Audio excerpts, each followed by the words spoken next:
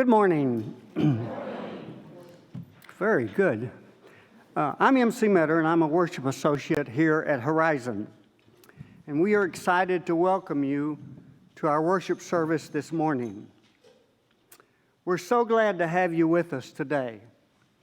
Whether you're joining us in person or virtually, whether you're here for the first time or you've been here for longer than you can remember.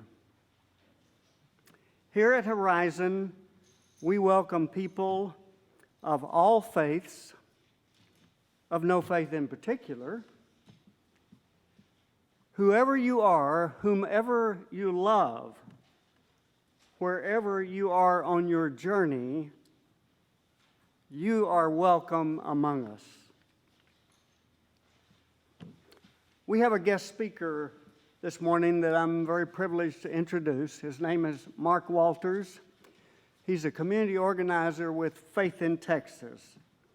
Faith in Texas is a nonpartisan, multiracial, multi-faith grassroots movement of people united in values, working together to achieve economic, racial, and social justice for all people.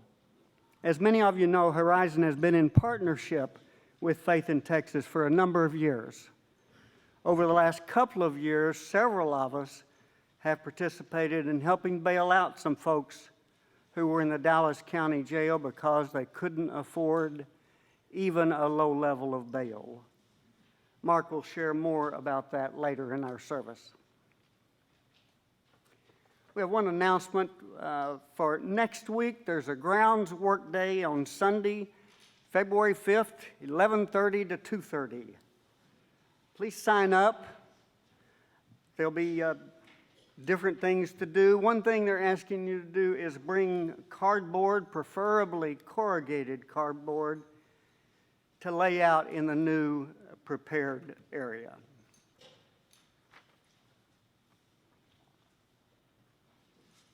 Our call to worship this morning comes from the book Just Mercy by Brian Stevenson.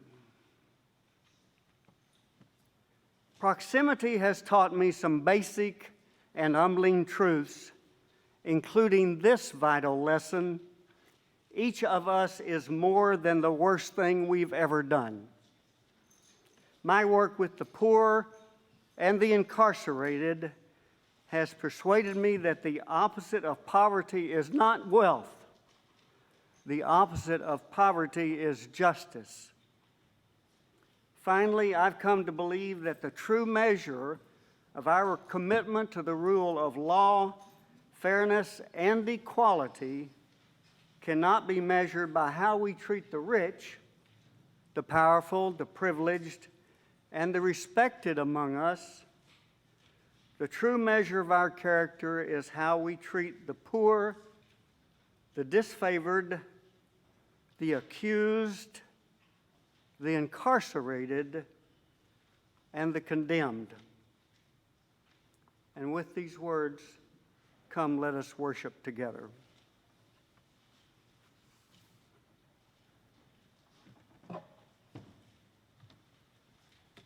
And now we'll do our chalice lighting with these words by Florence Caplow.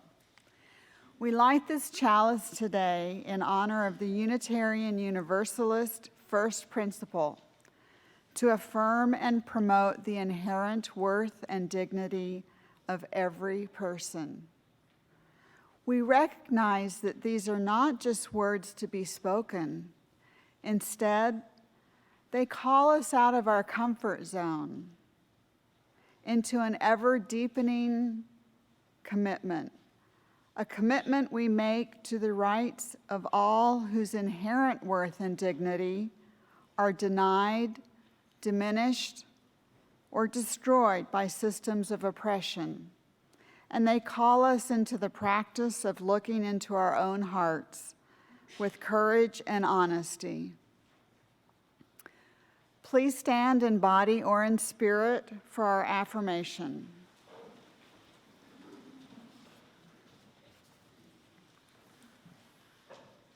Love is the doctrine of our church. The quest for truth is its sacrament, and service is its prayer. To dwell together in peace, to seek knowledge and freedom, to serve humanity in harmony with the earth. Thus do we covenant together.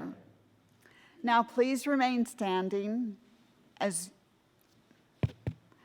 you are willing or able for our opening hymn, One More Step, number 168 in the gray hymnal.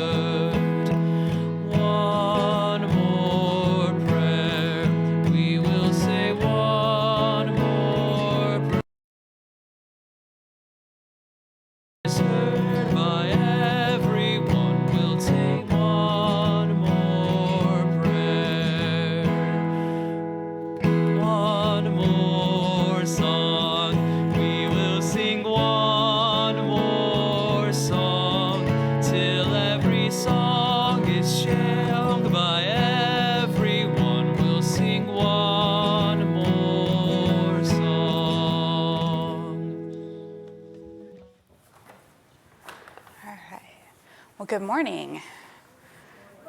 My name is Allison, and I am going to share a story with you today. So today in the service, we're going to be talking with the grown-ups about people who are accused of a crime and who may or may not have done that crime, but who still have to stay in jail for a long time. And the word for that is incarcerated. So I'm going to be reading you a book called Knock Knock. It's about a little boy whose dad is incarcerated. Okay, and the author's name is Daniel Beatty.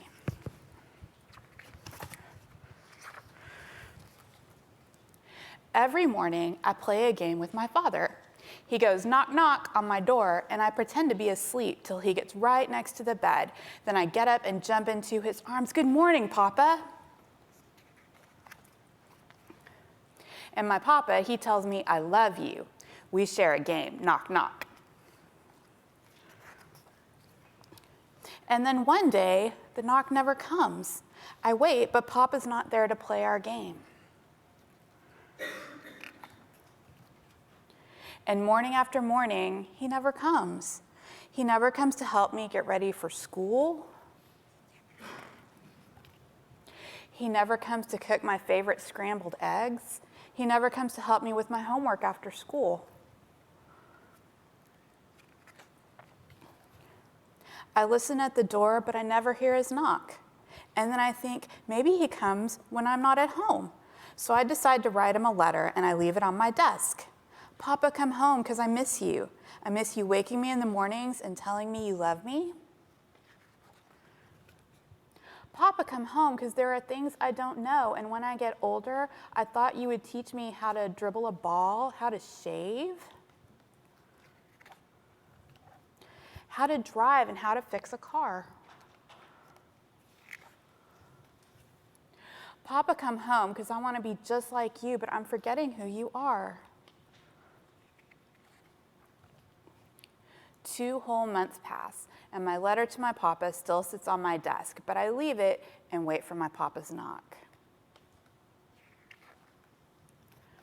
And then one day, I come home from school, and on my desk, I find a letter from my father.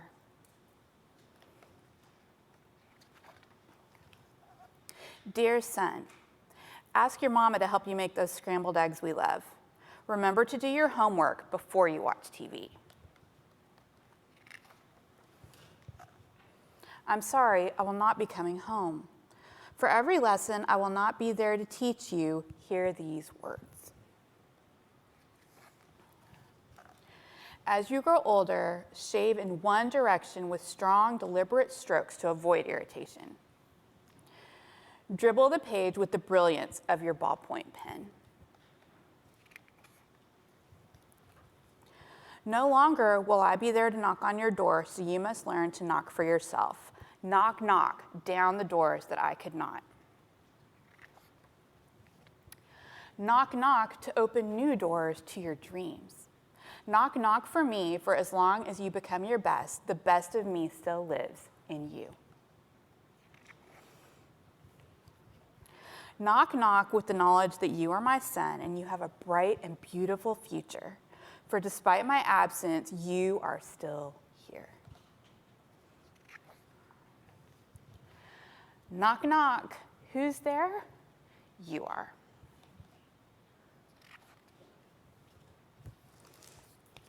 So can you imagine what it might feel like if you were in a situation like that little boy? How do you think you might feel?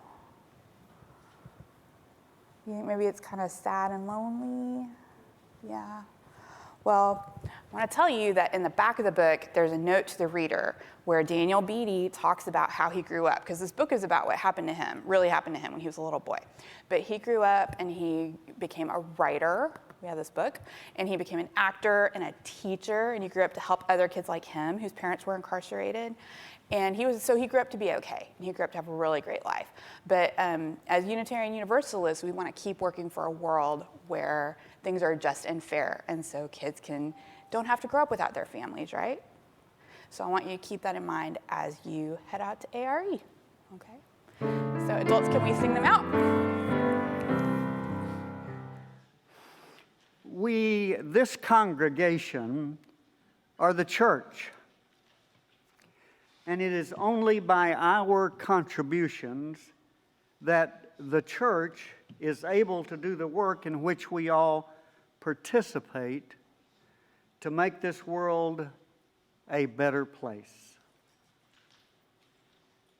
We will now collect the offering to support that work in our communities and in our world.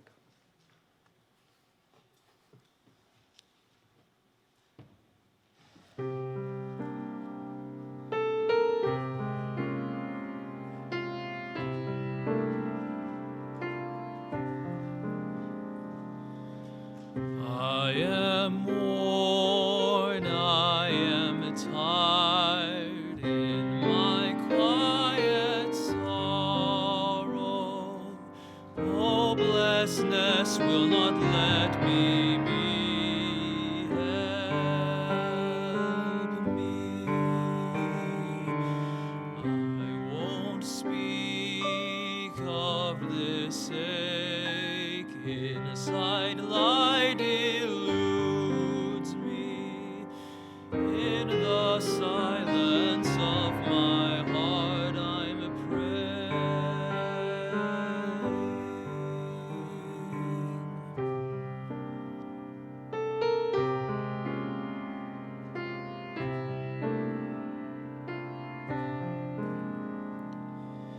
I keep on day by day, trusting light will guide me. Will you be with me through this time, holding me? You're my hope when I fear, holding on, believing. Deep inside I pray I'm strong, blessed be.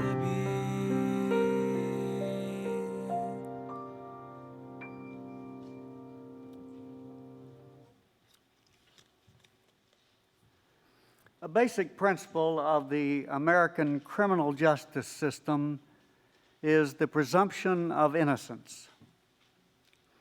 That when you are accused of a crime, you are presumed innocent until proven guilty. But recently, a young man helped me realize that it may not work quite so well for certain members of our society. This young man is African American. he had been accused of a serious crime and got caught up in what is sometimes described as our criminal injustice system for black men. Rather than being treated as presumed innocent through the process, he felt like his guilt had already been decided. And this young man had an interesting observation. He said, "Consider that phrase, innocent until proven guilty." Now think about that word, until. Innocent until proven guilty. Doesn't until have a certainty to it? It's not a question of if, but when you will be found guilty. If you got arrested and charged, you must be guilty. He then continued,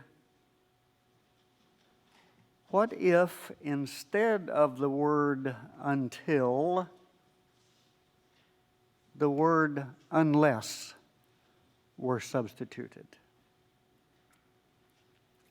Innocent unless proven guilty. I thought he had an interesting point. It's subtle, but language can affect how we think about things, like our criminal justice or injustice system. Innocent until proven, unless, there I went. Innocent unless proven guilty. We now take time to honor the sorrows and the joys of this community, knowing that we are all interconnected and what affects one affects us all.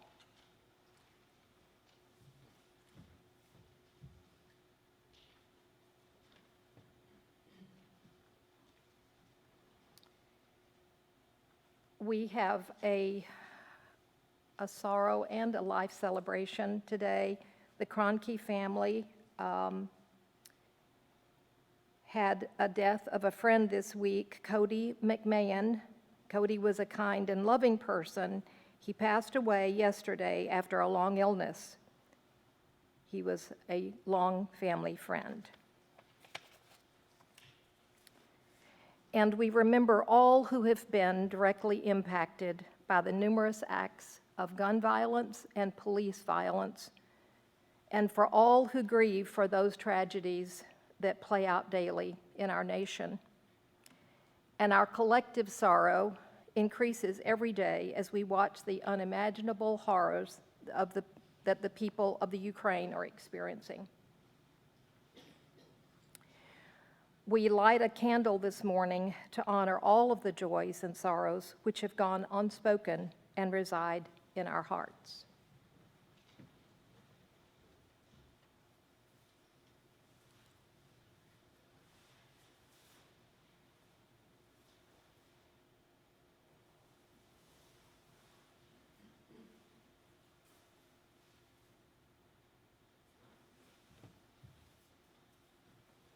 Now for our time of prayer and meditation, let us breathe together.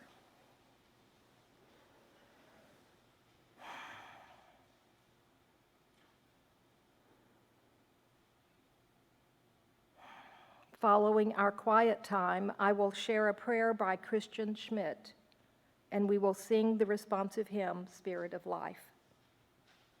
Now let us begin our quiet time.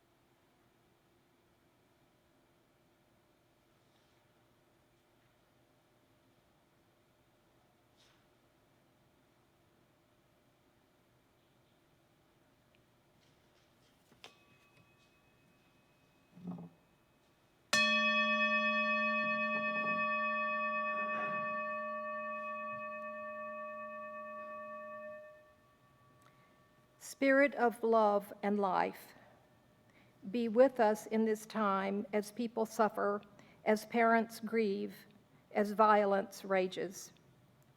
Be with us who feel the pain of loss, who feel anger at injustice. Be with the oppressed and change the heart of the oppressor, for we know that both are joined in their humanity no matter how often we forget it.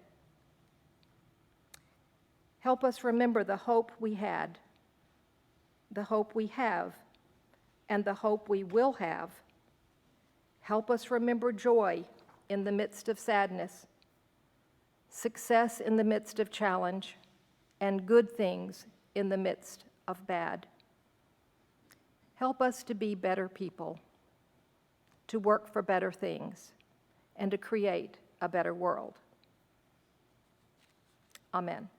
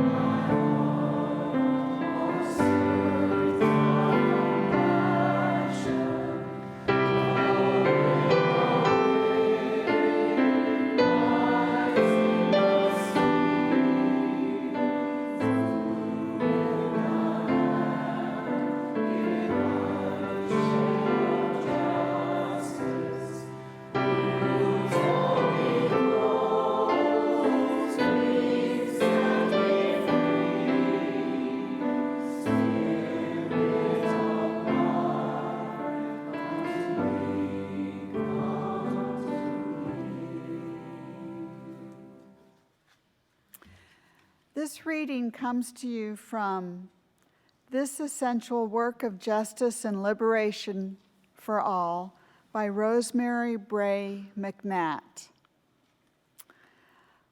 By no means are we Unitarian Universalists perfect. We often fail as much as we succeed. Yet even when we have broken our vows 1,000 times, we return to this essential work of justice and liberation for all. We do the work best when we remember what church is and what it is not. Church is not a place to hide. It is not the place to get away from the world. It is not a place where we get to pretend that the lives we live and our particular situations are not terribly complex, often confusing and sometimes depressing. Church is the place where we stand with one another and look the world in the eye, attempt to see clearly, and gather strength to face what we see with courage and, yes, with joy. Mark? Great morning, everyone. How's everyone feeling this morning? Well, I am Mark Walters, organizer with Faith in Texas. First and foremost, it's a pleasure to be here. I thank you all for creating space for me to share with you all. This service has been really refreshing and peaceful. I love the spirit of, uncomfortability, the spirit of just being present in the moment. So that's a great thing to hear. I want to have a special shout out to Ms. Bunny, MC, Ms. Menica, Miss Elaine, and others that have been working with me with the Bell Fund and with Faith in Texas. You all are greatly appreciate. I love and respect you all's energy. So that book, Knock Knock, that made my eyes a little bit watery because I can actually call a name that makes me reflect about that book, and his name is Caven Donald. Caven Donald has since passed on, but how me and Caven Donald met is Caven had done 28 to almost 30 years in Angola State Penitentiary. He was over sentenced for a crime that did not carry that kind of time. And what made me think about him as the story was being read was because he actually raised his daughter from prison. He would write her all the time, and he would call her every day, and he would help her with her math homework over a jail phone. And how I come to find that out is one day we were talking, and I myself have been incarcerated. I've been incarcerated in 3 different states, North Carolina, New Orleans, and of course, Texas. And I said, you know, I was struggling with the relationship with my daughter because in the midst of incarceration, if you have kids, it's very complicated to stay connected with your kids, especially on limited time as it relates to the phone, the visits and everything like that. And I asked him how did he cultivate that relationship with his daughter? How did he raise his daughter from prison? And I was asking him that from a perspective of really making an excuse for myself. I was like, man, this has been challenging, and I was frustrated because of the lack of connectivity with me and my daughter. And he actually, in a sense, chastised me. He said, I didn't use those almost 30 years in prison as an excuse. He said, I got real creative as it relates to how bad I wanted to stay connected with my daughter. And he began to tell me how he would raise her, how he would write her letters, how she would send him math problems through the mail, and he would answer and help her, you know, over the phone about those math problems. Well, I met him after his 30 years, when he actually got out, and him and my mentor actually connected. And my mentor gave him a job immediately because he had this program that he created specifically for formerly incarcerated individuals called Cornerstone, which was actually a model of AmeriCorps, the AmeriCorps project. So everything that the volunteers, college volunteers would get, it was specifically for people that had a background. So he gave him an immediate job. And he asked, I remember my mentor asked him, he said, so, Caven, what do you know how to do? And Caven said, well, I know how to sing. And he said, well, that's what I'm gonna pay you to do. I'm gonna pay you to sing. So every time we would go and speak, Caven would sing because he actually sung in the Angola choir, and he would set the tone in the space. And I was always blown away by that because the one word that always came to mind was redemption. And for Caven, that was his redemption. For everything that he had done, and for all the time he had spent, you know, he spent the remainder of his life singing and showing people that just because you did this kind of time, that it's not over for you. And that was just, wasn't part of what I was going to say, but that's what I wanted to bring in front of the room after reading the book and understanding. So I'll give you an interesting walk into my life.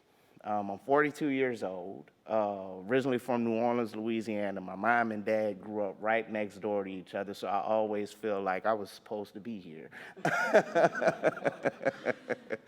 Now, through the time of my impact and my stumbling blocks with the justice system, the thing that really got me involved in this work of criminal justice and fighting for better justice practices as it relates to people that are below the poverty line, which a lot of times are people that particularly look like me, is I used my life experience on my last particular case where I was facing about 20 years because I thought that I was a successful drug dealer, and in all honesty, I was not, because I ended up going to jail.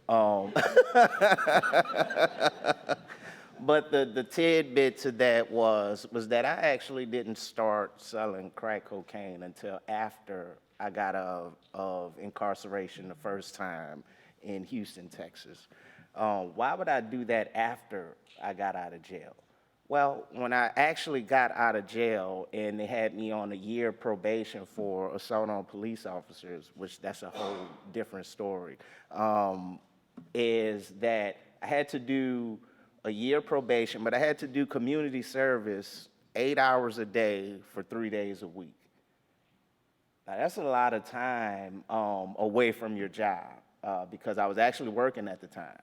But because I had to keep missing those 3 days and working a whole shift for free to do community service, I ended up losing that job. My employer was like, he said, Mark, you know, I really love your work ethic.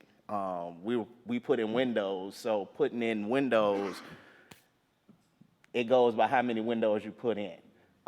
So 3 hours a week, 8 hours a day, they were missing a lot of windows because I was actually the youngest of the bunch. And they were like, you know, so unfortunately, we're going to have to let you go. So I kind of took that on the chin. I didn't hold that against them. But what I started to realize is it started to become a challenge to be able to survive because I couldn't get a job because of my background. So versus not eating or not having a place to stay, I went back to what I knew, and that was to sell drugs. And go to show you how the universe, God, however we frame it, works, was the day I was technically supposed to get off probation was the day I got caught by Gang Task Force Unit. And so now I'm not only getting the new charge for having a substantial amount of drugs, is that I was already on probation. So now the 10 years that I evaded the first go-round, in the 10 years that I'm facing now, I'm looking at 20 years, and that was probably the first time I was actually a little scared as it relates to incarceration. And as I was there, and I'm thinking about it, and I'm thinking about the decision I made, and for some reason or not, I end up getting 6 months. And those 6 months were like the defining factor in me getting involved in this work. And I've been doing criminal justice work. August this year will be about 10 years. And sometimes it feels like I'm fighting the same fight that I was fighting then. But the thing that brings me encouragement is that when certain people that we end up touching in the work that we do circle back around and get involved in the work, or they come and they talk about, you know, how their life has become a lot better since engagement. And that's why we continually go down to Lucera County Jail and we post bail for individuals 3 times a week. And people would say, well, why do you want to bail out criminals? Why do you want to bail out people that's in jail? Because to your point, MC, individuals are innocent unless proven guilty. But unfortunately, the world as it is, that's not how the criminal justice system works.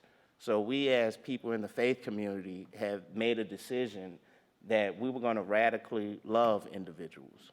We were going to look crazy to people that believe that we are going against public safety. You know, we are looked at as individuals that, why are we wasting resources on these people? There are people that haven't went to jail that need opportunities. And our response is because in our faith belief, whatever that may look like, is that we're called to save and go to the people that need the help the most. That's just like if you go into an ER. If I come into the ER with a gunshot wound and somebody comes in with a banged toe and they treat the person with the banged toe first, I might feel some type of way. So those are the postures that we come into, and those are the postures that we actually lean into as we go down to Lucera Jail. And I'll be honest, when we're down there, eyes are on us as it relates to the justice system. I'll talk about just this past couple days ago on the 18th, where we actually posted bail for 23 individuals. And the system that takes the money, that processes the bails, that processes the paperwork to release people, shut down for 45 minutes. because we posted bail for so many people at one time.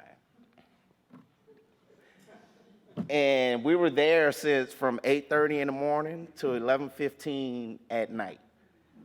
And that just baffled me because I started to do the math in my head. I was like, wait, Texas has about 5 or 6 of the largest cities in the top 10 in the country, and we posted bail for 23 people and their system couldn't handle it. It just bewildered me as we sat there that whole time. And then other individuals would say, well, why wait all that time for people to be released? One, from my personal experience, nobody was there when I got out. When I was released in 2009, I was released to nothing. I didn't have an idea where I was going to stay. I didn't have a job. I didn't have an idea on where I was going to get resources to be able to take care of those 2 things that I mentioned before. And the reason why I'm saying all this, because I want individuals to see the other side of the criminal justice system and the collateral consequences that affect the individuals that we are called to restore. They call it Department of Corrections, but there are no corrective measures. People are not restored, people are actually deteriorated. And I want to take this time to really share personal stories, to educate, and to dispel a couple of myths that individuals are truly excited when they're getting ready to come out. If you don't have a support system, you're actually terrified. I was actually confused. I didn't know what I was going to do. I didn't know how I was going to do it. And at the time of my release in 2009, reentry, which is programs that help individuals that come out of incarceration, that was not really a thing. So I kind of had to figure it out. I spent 1.5 years looking for a job because every time I put, have you been convicted of a felony on the application, if I was honest and I said yes, thinking that, I've paid my debt to society. This is my way of, getting reacclimated back into society. They would say, no, well, we don't have any spots for you. If I told a little lie, it lasted for about a week until they actually ran the background check, and then they say, well, we no longer need your services. So you're kind of in this in between of how do I really become or re-become a citizen of society if I was ever a citizen before. I'm going to let that sit a little bit because that's how some individuals are seen and that's how some individuals feel. I was having a conversation with an individual who couldn't really comprehend the effects of the justice system, and I waited a couple minutes and I used an illustration. I used 2 illustrations. One, I said, I had this credit card. I had a $5,000 limit, and I maxed it up. And, I finally got down to paying it to a 0 balance. So that's a great thing. And I say, even after I paid that 0 balance, every month after that, they were still charging me money. And she was like, what? You should call somebody. I say, that's how it feels as a person who has been released from incarceration that does not have the support or no guided direction on services and what do they need to do to be reacclimated back into society. Now, from another individual that's incarcerated, he said that, and I'll never forget this, he said, when we're released from prison, it's like they take a 100-piece puzzle, a 1,000-piece puzzle, and throw it out the door and say, now put your life back together.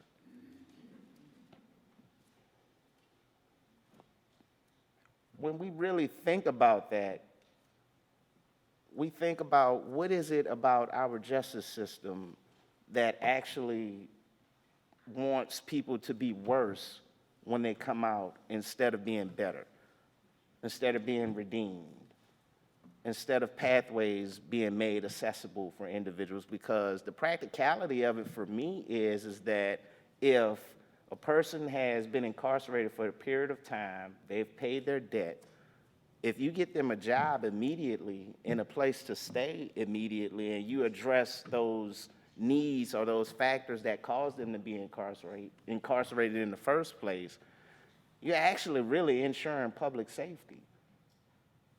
So anything outside of that, from my personal perspective and my personal experience, means that there's an intentionality of keeping people oppressed.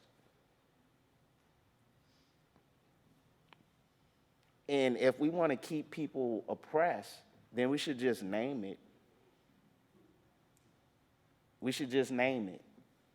And we should not have people wondering why the system is not working in the manner that the system said it was supposed to work in. Now, I'll talk about some of the goals that we have as individuals with Faith in Texas, leaders and staff, as it relates to what's the ultimate goal of us bailing folks out. Well, the ultimate goal is to decrease the jail population. The ultimate goal is to decrease that population by 25%. The maximum capacity of Lew Sterrett County Jail, the Dallas County Jail, is a little over 7,000. Right now, their population is a little over 6,000. Over 5,000 of that 6,000 population are individuals there pre-trial. And when we say pre-trial, those are individuals that haven't gone to court, that can't afford to pay bail, individuals that are just charged with alleged charges.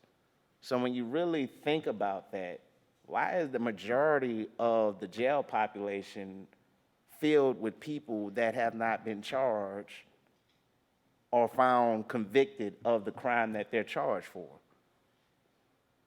Isn't prison supposed to be for individuals that have been tried and convicted of a crime?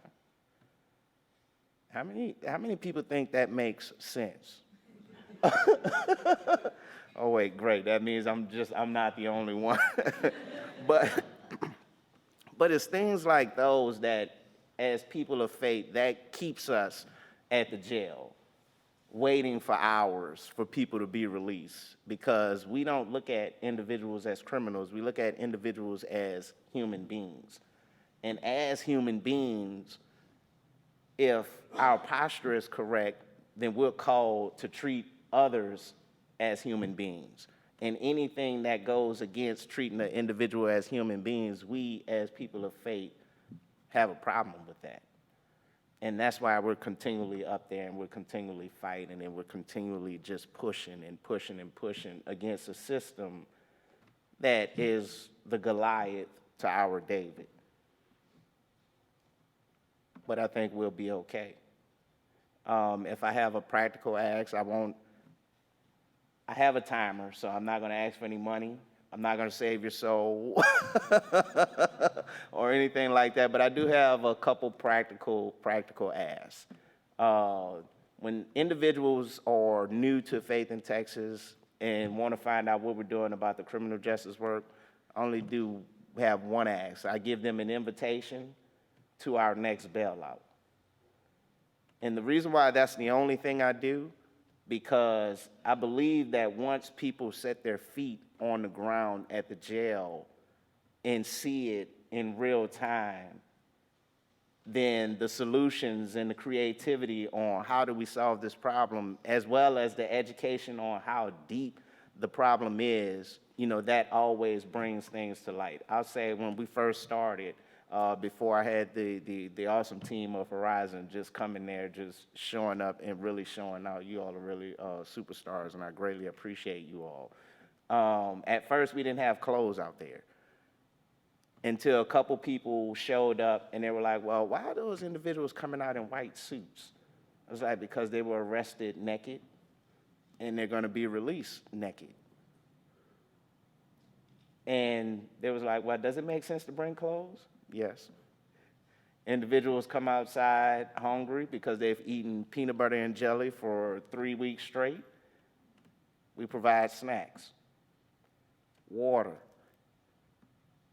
And the main reason why we wait is because if you could see the look on people's face when they come out to a group of faith members waiting on them to be released from jail, and some not even knowing that we're bailing them out, that actually speaks to, how much how people feel that they're forgotten.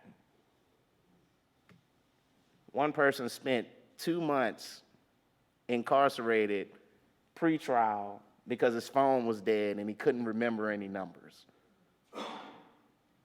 And if we hadn't just through some divine arrangement identified him from the list and bailed him out, he would still be incarcerated.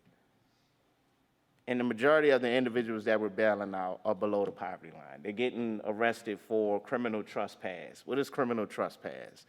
Criminal trespass is me being homeless, sleeping on the front door of your church, and you calling the police, and they arrest me because I'm criminally trespassing on this property. Then you have some that are incarcerated for possession, less than a gram. I mean, they're not making any El Chapo moves. That just means that they have an addiction that we should address, and we should not criminalize them. We have 400 individuals that are currently incarcerated in Lucero County Jail because there are no mental health beds. When did the jail system become a mental health facility? When did the jail system become a rehabilitation center for people with addictions? When did the jail become a homeless shelter? So our objective is not to say abolish prison. We're just saying that there are a lot of impracticalities as it relates to how we do justice. People that look like me, our running joke as it relates to justice is it's just us.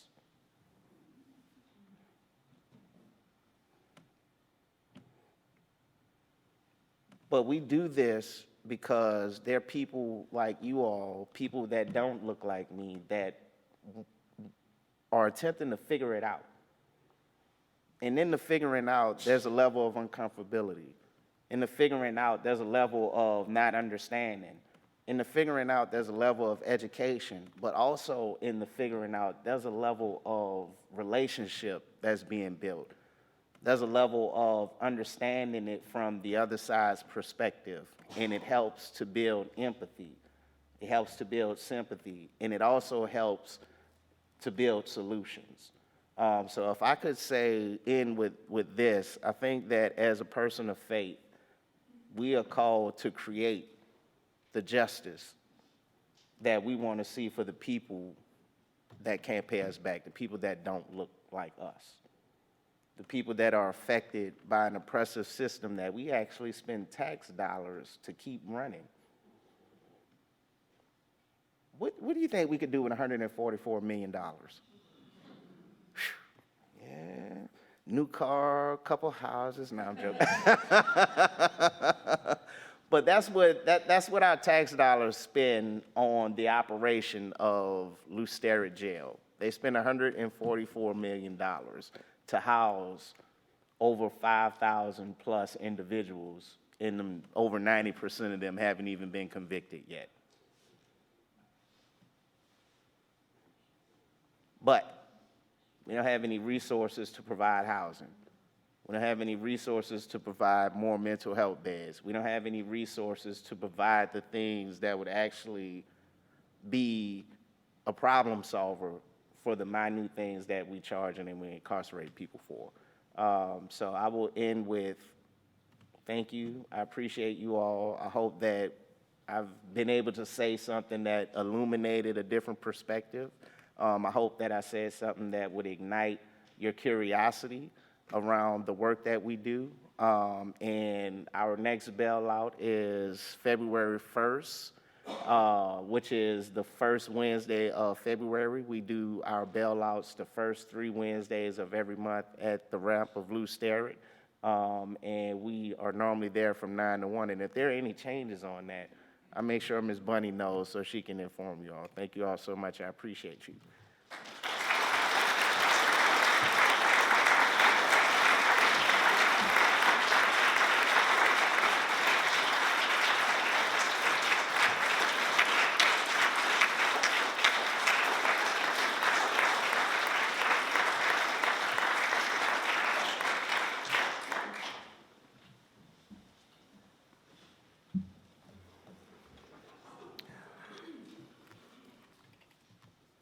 Thank you, Mark, for those meaningful and challenging words. We look forward to continuing the partnership. You can ask any of the folks in the audience wearing the black T-shirts for more information. We just appreciate all that they've done in putting this service together. Menica, Elaine, Karen, Bunny, and Deb, who's not out of town, and the others who are working in the justice area. The justice effort here does include other activities in addition to what you've heard about this morning. So there's a lot of things going on in this area that I think are important. You do have an announcement in your order of service. The next justice team meeting is February 8th, and there's information on the website, and there's links there also.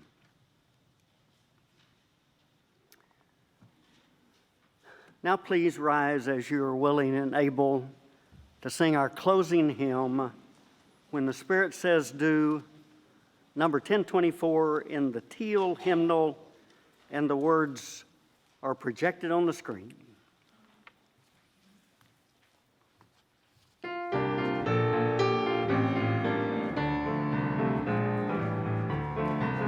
You gotta do when the Spirit says do.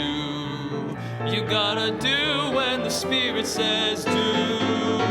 When the Spirit says do, you gotta do, oh Lord. You gotta do when the Spirit says do. Spirit says do, Spirit says do, Spirit says do, Spirit says do. Says do. You gotta sing when the Spirit says sing. You gotta sing when the Spirit says sing. When the Spirit says sing, you gotta sing, oh Lord. You got to sing when the Spirit says sing. Spirit says sing, Spirit says sing, Spirit says sing, Spirit says sing, Spirit says sing, Spirit says sing. You gotta dance when the Spirit says dance. You gotta dance when the Spirit says dance. When the Spirit says dance, you gotta dance, oh Lord. You gotta dance when the Spirit says dance. Spirit says dance, Spirit says dance, Spirit says dance, Spirit says dance, Spirit says dance, Spirit says dance. You gotta laugh when the Spirit says laugh. You gotta laugh when the Spirit says laugh. When the Spirit says laugh, you gotta laugh, oh Lord. You got to laugh when the Spirit says laugh.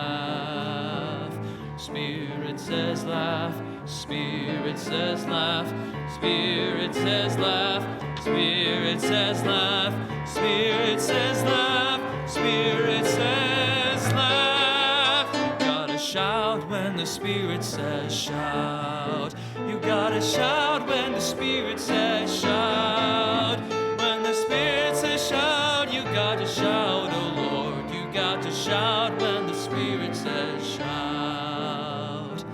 Spirit says shout, Spirit says shout, Spirit says shout, Spirit says shout, Spirit says shout, Spirit says shout. You gotta do when the Spirit says do.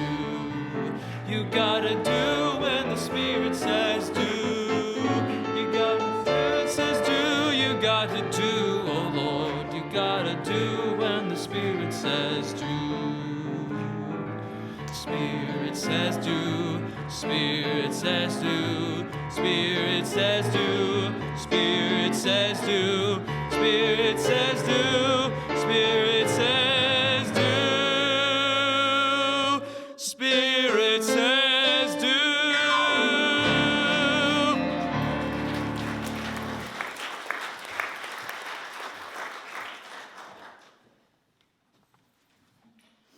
That was a fun way to end. We extinguish this flame, but not our commitment to welcome radically, love boldly, grow spiritually, and serve courageously.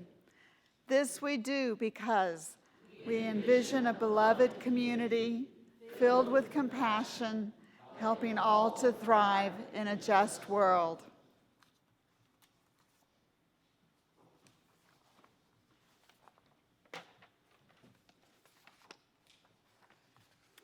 We invite you to join hands with your neighbors if you're comfortable.